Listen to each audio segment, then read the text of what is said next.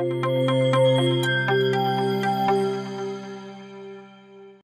semuanya, sekarang kita belajar mengenai CSS Specificity.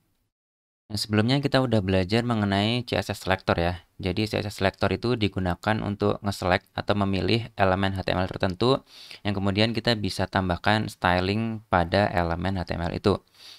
Nah, sekarang bisa terjadi problem satu elemen HTML itu bisa jadi di-select atau dipilih atau diatur oleh lebih dari satu CSS Selector. Nah, kalau ini terjadi, maka bisa terjadi konflik antar selektor tadi.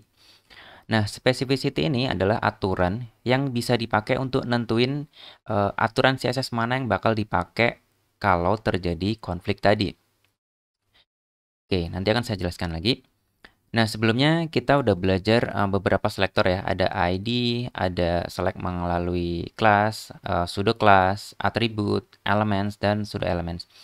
Nah, kemudian kita juga bisa melakukan styling melalui inline style ya. Artinya kita melakukan styling langsung pada tag HTML tersebut.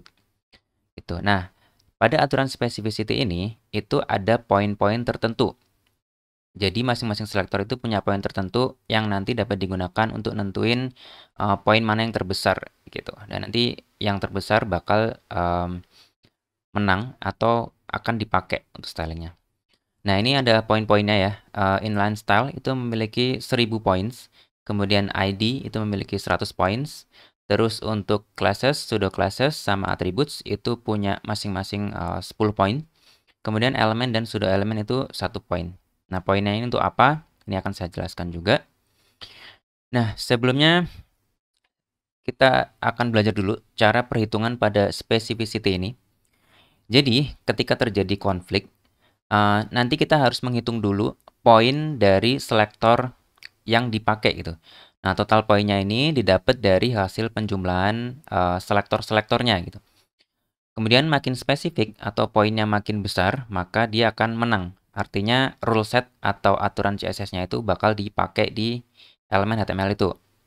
Nah, kalau hasilnya seri, maka nanti yang ditulis lebih akhir itu yang akan menang. Nah, kalau masih bingung, kita langsung praktek aja ya. Nanti biar lebih jelas maksudnya seperti apa gitu.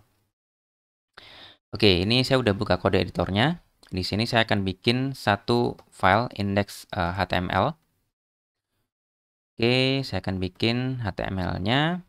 Kemudian di sini saya juga akan bikin satu file yang saya namakan styles.css.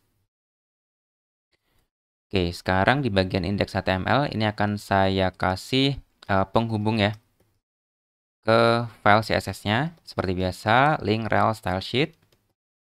Kemudian seperti ini kita taruh path-nya di mana filenya. Nah, sekarang udah terhubung. Sekarang kita akan coba bikin paragraf ya. Teksnya biasa aja, hello seperti ini. Kemudian di sini akan saya jalankan menggunakan live server. Oke. Ini akan saya buka di sini. Oke, nah ini akan muncul tulisan hello seperti ini ya. Sekarang kalau kita menggunakan inline style, artinya kita menulis style langsung di sini. Contohnya di sini saya akan kasih warna. Warnanya saya kasih merah misalkan. Nah, dia akan berubah menjadi merah ya. Kemudian kalau di sini saya kasih style juga, saya menggunakan selektor P, color. Di sini saya akan kasih warna biru, misalkan seperti ini. Nah, di sini tidak terjadi perubahan ya, dia tetap merah. Nah, kenapa seperti ini? Kita balik lagi ke bagian points ya. Di sini kalau inline style, artinya dia memiliki 1000 poin. Sedangkan kalau yang di bagian sini, ini adalah text selector atau elemen selector. Berarti kalau elemen dia cuma punya 1 poin. Nah, sekarang kita bandingkan 1000 poin dengan 1 poin lebih besar mana? Otomatis lebih besar yang 1000 poin. Nah, kita lihat lagi aturannya. Kalau dia makin spesifik atau poinnya lebih besar, maka dia akan menang. Jadi, di sini antara selektor ini dengan styling di sini, itu poinnya lebih besar yang inline styling. Maka yang dipakai adalah yang ini. Jadi colornya adalah merah. Nah, sekarang kita akan belajar lagi. Ini akan saya hapus. Oke, sekarang di sini kita coba kasih ID. Di sini misalkan saya kasih hello. Nah, di sini biru ya. Kenapa biru? Karena tadi saya select P ini untuk menjadi colornya biru gitu.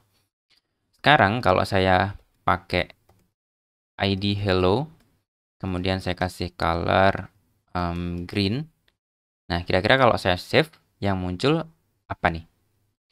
Oke, kita coba save, dan yang muncul adalah hello yang hijau gitu. Jadi yang dipakai adalah yang ini. Kenapa? Kita lihat lagi. ID, kita menggunakan ID, poinnya adalah 100, sedangkan elemen poinnya 1. Maka yang dipakai itu yang poin terbesar, yaitu ID. Ini poinnya adalah 100 gitu ya. Nah, ini meskipun posisinya dibolak-balik ya, meskipun ini ditaruh di atas sini, itu nggak masalah karena ini poinnya udah menang gitu. Poinnya lebih gede.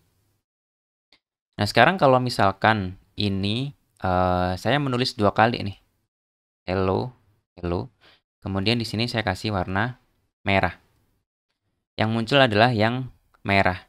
Nah, kenapa bisa terjadi? Karena di sini kita kasih komen aja. Di sini poinnya 100 nih. Kemudian di sini poinnya juga 100. Yang di sini poinnya 1. Nah, ini 1 dibanding 100 dibanding 100, otomatis yang menang adalah 100. Kemudian sekarang ada 2 100 nih, ini 100, ini juga 100. Nah, terus yang dipakai yang mana? Nah, kita lihat lagi aturannya. Kalau hasilnya seri, artinya total poinnya itu sama besar, maka yang ditulis lebih akhir yang menang. Makanya di sini yang dipakai adalah yang bawah, yang merah di sini. Nah, seperti itu. Contoh lain, di sini saya punya, misalkan saya kasih kelas, greeting misalkan, terus di sini saya kasih greeting, terus colornya misalkan saya kasih orange gitu. Nah, di sini dia nggak berubah ya.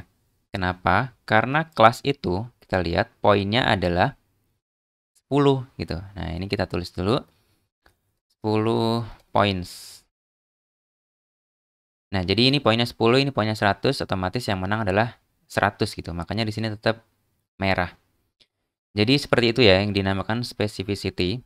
Artinya ini selektor ini semua nge-select elemen HTML yang sama, yaitu yang ini. Tapi terjadi konflik karena dia nge-select yang sama. Nah, makanya ada aturan specificity ini yang menentukan rule set mana atau aturan CSS mana yang bakal dipakai. Dalam hal ini, yang menang adalah yang di sini. Makanya warnanya adalah merah. Oke, sekarang kalau misalkan kita belajar tentang kombinasi, selektor kombinasi nih. Oke, ini akan saya hapus. Ini juga saya hapus. Oke, sekarang ada seperti ini. Kita pakai ID. Jadi yang dipakai sekarang masih ID.